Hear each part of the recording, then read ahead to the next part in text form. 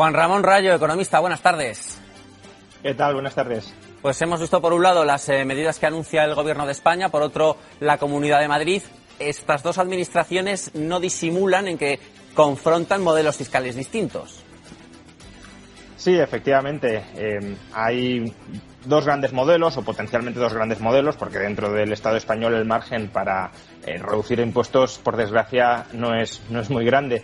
Pero al menos en la orientación o en la dirección de la política económica sí vemos dos perspectivas. Una consistente en subir todos los impuestos que se puedan subir y más allá, y otra que al menos no ha subido ningún impuesto y si puede baja alguno, aunque sea de manera tímida o de manera moderada, porque bueno, la rebaja que habéis comentado pues tampoco es que vaya a ser una revolución fiscal ni mucho menos, pero bueno, al menos no son subidas de impuestos, que es lo que recibimos desde el otro lado. En lo que respecta a esos anuncios de Pedro Sánchez el otro día en el debate, ¿crees, Juan Ramón, que veremos repercutidos sobre el consumidor esos impuestos especiales a empresas energéticas y a entidades bancarias? Bueno, a ver, aquí hay dos posibilidades. Una, que el mercado energético y que el mercado financiero, bancario, sea un mercado competitivo, haya mucha competencia, en cuyo caso ese impuesto no se repercutiría, pero sería un impuesto que no habría que cobrar, porque si estamos ante un mercado competitivo, que haya beneficios extraordinarios es importante. ¿Para qué? Pues, por ejemplo, en el caso de las refinerías, en España falta capacidad de refino, por eso los carburantes están subiendo incluso más de lo que sube el precio del petróleo. Los beneficios extraordinarios en el sector de las refinerías están diciendo hay que invertir ahí, hay que destinar más capital ahí, hay que incrementar la capacidad de refino, y recompensan a quien incremente la capacidad de refino. Eso es lo que sucedería en un mercado competitivo y, por tanto, si hay un mercado competitivo y el Estado cobra impuestos sobre los beneficios, ralentiza el proceso de ajuste. ¿Qué sucede? Que si no estamos ante un mercado competitivo, que mucho me temo que es el caso, especialmente en el caso de eléctricas y sector financiero, pues lo que puede terminar ocurriendo efectivamente es que precisamente porque no hay competencia, porque hay poder de mercado, ese dinero, ese impuesto se termine repercutiendo sobre los usuarios, lo terminen pagando los usuarios. Lo dice Bruselas, Juan Ramón, lo dicen varias fundaciones, varias instituciones, lo último que sabemos es la IREF. ¿Estamos abocados a terminar 2022 sin que dejen de subir en ningún momento del año los precios? Bueno, a ver, los precios en cualquier caso van a subir. La cuestión es si suben más o si suben menos. Y lo que efectivamente se está constatando, y creo que ya hay poco margen de dudas, es que los precios van a seguir subiendo a un ritmo muy alto.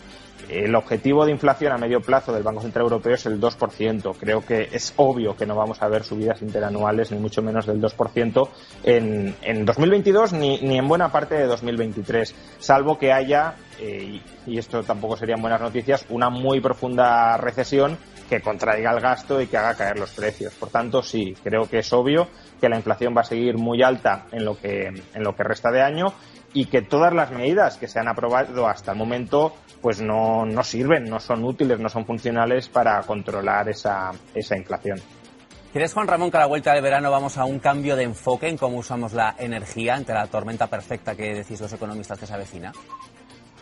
Bueno, eso es lo que está transmitiendo Bruselas, es decir, que si es una posibilidad, nos están ya preparando, están preparando el terreno. ¿Para qué? Para que haya racionamientos energéticos, especialmente en el mercado de gas.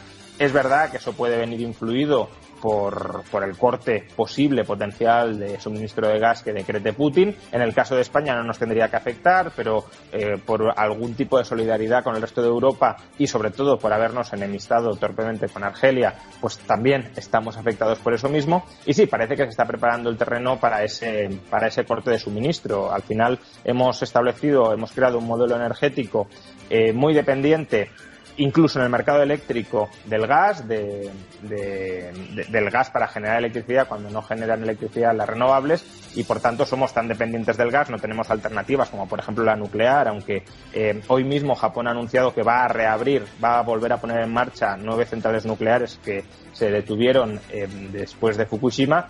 Pues bueno, nosotros no tenemos ese margen, Alemania también ha decidido renunciar a ese margen, dependemos enteramente del gas, pues si nuestros suministradores de gas nos lo cortan, obviamente tenemos un problema. Juan Ramón, ¿puede haber ese famoso pacto de rentas sin los funcionarios y sobre todo sin los pensionistas?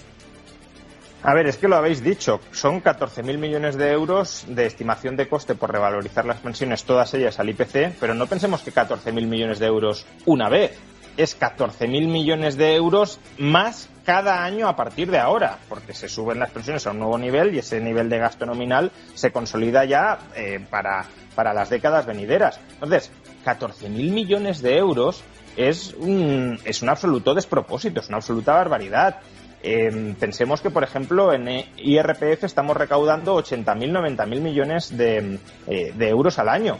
Claro, que solo por la subida de las pensiones de este año se te consuma aproximadamente una quinta parte de lo que recaudas por todo IRPF, pues creo que entendemos bien, o es fácil entender bien, que es un despropósito. Entonces, no se les pueden pedir sacrificios en los salarios a los trabajadores, que son los que pagan las cotizaciones sociales, si al mismo tiempo esas cotizaciones sociales se utilizan para pagar unas pensiones, todas ellas con independencia del nivel de renta, del nivel de ingresos, incluso del nivel patrimonial, unas pensiones cada vez mayores.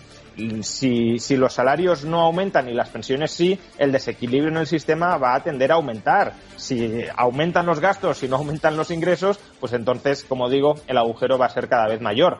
Y el gobierno está pidiendo que haya un pacto de rentas en el sector privado, insisto, lo está pidiendo el gobierno y puede que con buen criterio, pero claro, no puedes excluir de ese pacto de rentas el resto de rentas salariales, es decir, empleados públicos y también esas rentas salariales diferidas que son, no lo olvidemos, las pensiones. Juan Ramón Rayo, pues muchísimas gracias por haber estado con nosotros este viernes. Muchas gracias, un saludo.